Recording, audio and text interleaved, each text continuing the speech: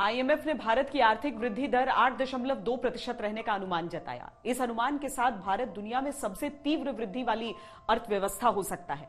ऐसा होता है तो भारत की अर्थव्यवस्था चीन की अनुमानित वृद्धि दर 4.4% की लगभग दोगुनी होगी। आईएमएफ का ये आंकड़ा दुनिया के लिए अच्छा संकेत है, यानी चीन समेत दुनिया की सारी हेकड़ी हथकंडे अपनी जगह और भारत की मेहनत और नेक नियति का बुलंद सितारा अपनी जगह।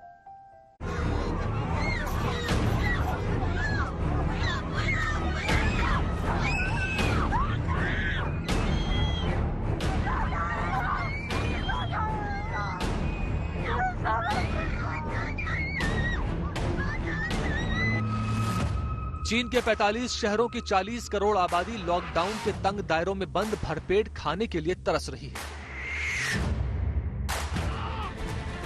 चीन की आर्थिक राजधानी शंघाई कोरोना की मार से आंसुओं में डूबी है।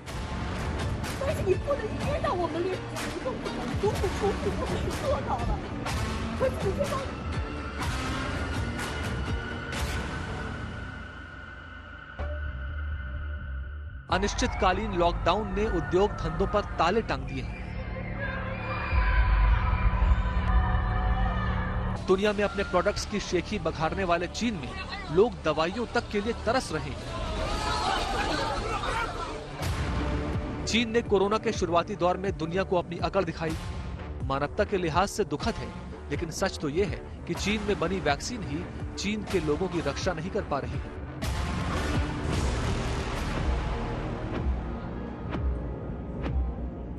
भारत ने भी अपनी वैक्सीन बनाई, पूरे देश का ऐतिहासिक टीकाकरण किया और लॉकडाउन जैसी आपात स्थितियों में देश को बचाया। साथियों, कोरोना के खिलाफ अपनी लड़ाई में हमने शुरुआत से ही एक एक देशवासी का जीवन बचाने को प्राथमिकता दी है। अब वैक्सीन आने के बाद भी हमारी प्राथमिकता यही होगी कि सभी तक कोरोना की वैक्सीन पहुंचे। उसमें तो कोई विवाद हो ही नहीं सकता है। लेकिन कोरोना की वैक्सीन से जुड़े भारत का अभियान अपने हर नागरिक के लिए एक प्रकार से नेशनल कमिटमेंट की तरह है। इतना बड़ा टीकाकरण अभियान स्मूथ हो, सिस्टमेटिक हो और सस्टेन हो, ये लंबा चलने वाला है।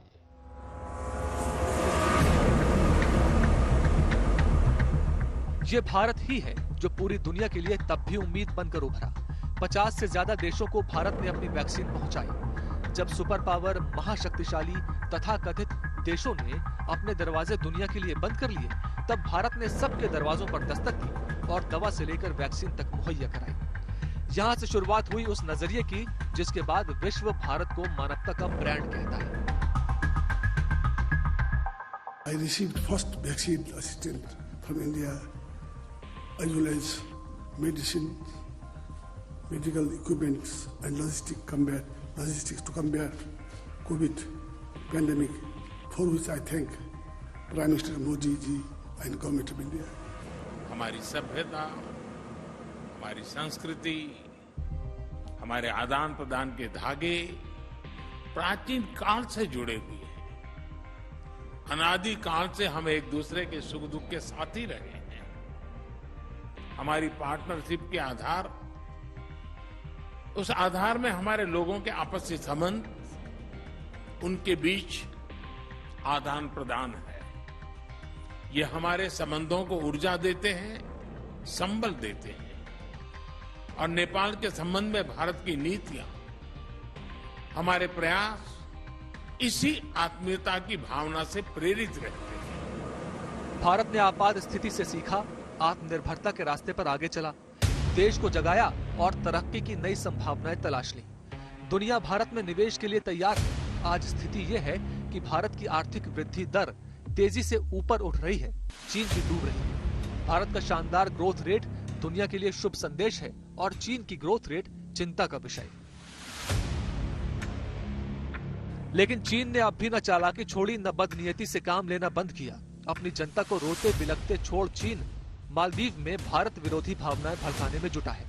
सोलोमन आइलैंड के साथ समझौता करके प्रशांत महासागर में जंगी बेड़ा जुटा रहा है। ताइवान पर उसकी आक्रामकता और बुरी नीयत से कौन वाकिफ नहीं। रूस यूक्रेन जंग के बीच चीन भारत रूस के सदियों पुराने मैत्री संबंधों में घुसपैठ करने का छल कर रहा है।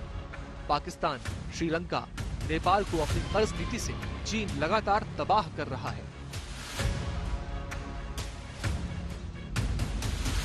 भारत के साथ चीन के सीमा संघर्ष को 2 साल से ज्यादा बीत गए। भारत ने न 1 इंच जगह छोड़ी, न चीन को अतिक्रमण करने दिया। चीन को चुभती है हिंदुस्तान की तरक्की, लेकिन नहीं दिखता तो अपने देश के लोगों का दर्द, अपनी चालबाजियां और धूर्तता। चीन के विदेश मंत्री नई दिल्ली आकर भारत और चीन को एक साथ रखते हुए कहते हैं कि अगर 280 करोड़ लोग एक साथ बोलेंगे तो दुनिया सुनेगी। लेकिन ड्रैगन के मंत्री ये भूल जाते हैं कि दुनिया भारत पर विश्वास करती है, भारत की बात पहले से ही सुनती है। शायद अकेले उसकी कोई नहीं सुन रहा, इसीलिए ये टीज उसे भारत के साथ जोड़ने की प्रेरणा दे रही है।